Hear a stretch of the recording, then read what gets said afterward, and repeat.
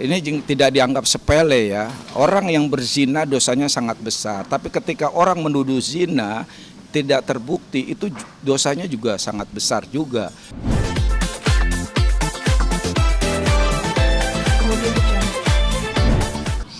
Ya, persoalan adab ya.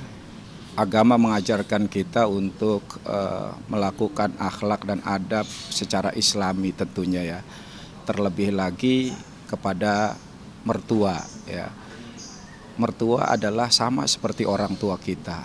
Maka mestinya sangat dijaga adab-adabnya, jangankan dalam hal-hal yang dilarang oleh agama.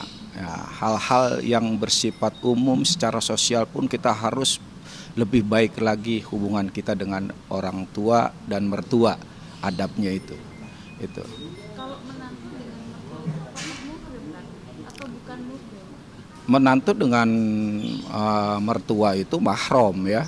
Jadi mahram, bahkan dia mahram mu'abbad atau mahram abadi, yang itu dilarang kita untuk menikah ya, antara menantu dengan mertua ya, sampai kapanpun, meskipun ya seseorang itu istrinya atau pasangannya telah meninggal gitu. Tapi kalau mertua membuka aurat segala macam, yang bisa berhijab terus di dalam rumah membuka kerudungnya, ada menantu, apakah ada hukumnya, ada sebenarnya?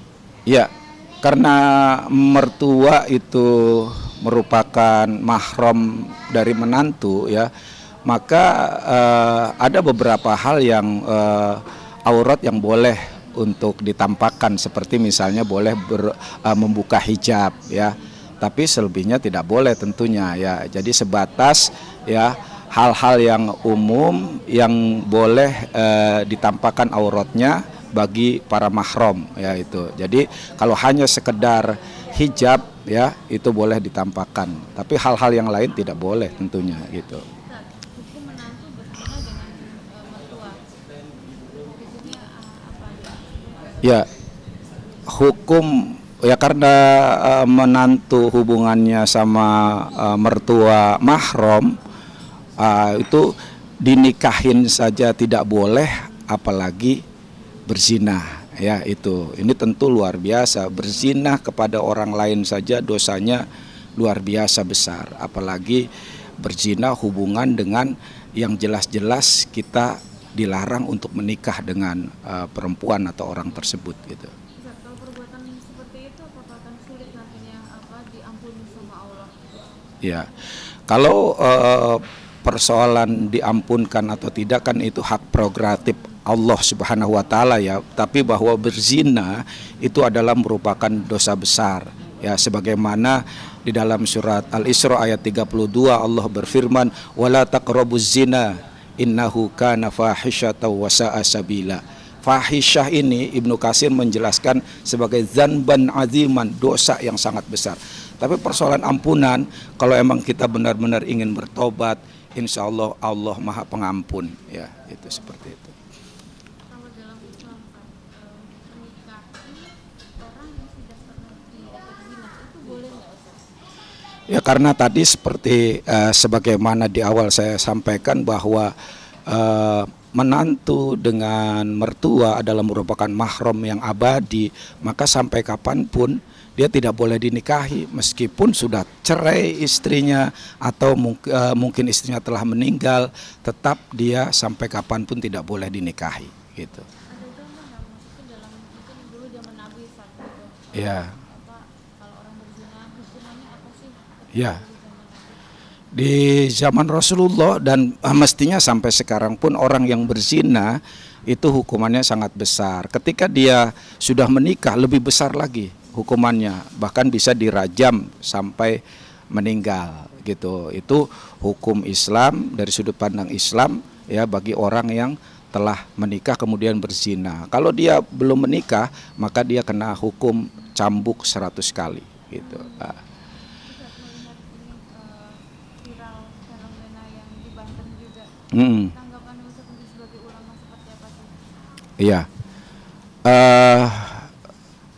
memang hubungan sosial, hubungan rumah tangga dan lain sebagainya sangat rentan terjadi hal-hal seperti itu, karena itu Islam telah menggariskan rule dan adab-adab, tata cara bergaul, tata cara kita bagaimana berhubungan dengan orang lain, apalagi dengan keluarga dan sanak famili.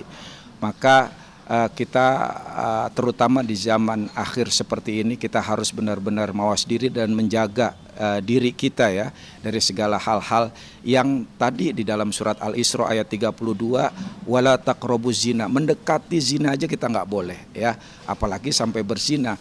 Maka jangan sampai kita ya pada hari ini ketika fitnah dan gangguan godaan begitu sangat luar biasa, kita harus jaga betul hal-hal yang mengarah kepada perkara mendekati zina, seperti bagaimana kita menjaga mata kita, pandangan kita, cara kita berhias, kemudian juga cara bergaul ya dan lain sebagainya, itu harus kita betul-betul jaga sehingga kita terhindar dari mendekati zina gitu.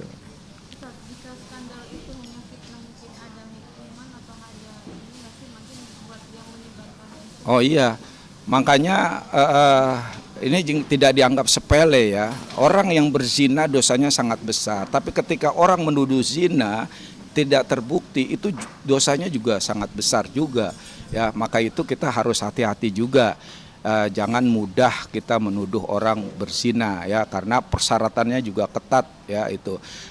Kenapa? Karena ketika dia tidak terbukti, maka juga dendanya atau hadnya juga sangat besar kepada orang yang menuduh zina tersebut gitu.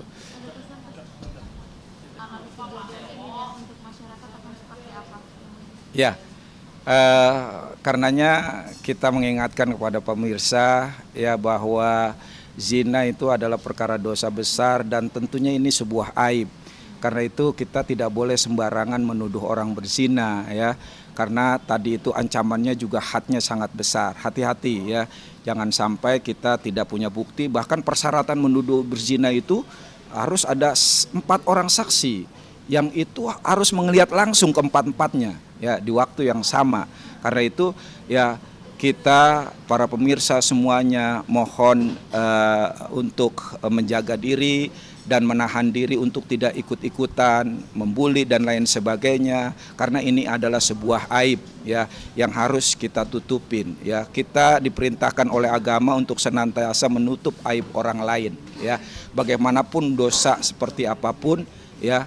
Jangan sampai, apalagi belum terbukti di pengadilan itu benar melakukan zina atau tidak, maka hendaknya kita jangan sampai membuli, ikut mengecam dan lain sebagainya, karena kita tidak tahu hakikatnya ya. Oleh karena itu ya, buat para pemirsa hendaknya senantiasa menjaga diri dan sekaligus menahan diri, baik dalam rangka untuk menghindari dari melakukan perbuatan zina, mendekati zina, maupun untuk tidak mengomentari atau ikut menanggapi bahkan mencaci maki dari orang-orang yang merupakan melakukan perbuatan jelek, karena kita sendiri tidak tahu apakah benar atau tidak dan kita tidak tahu hakikatnya, begitu kira-kira ya.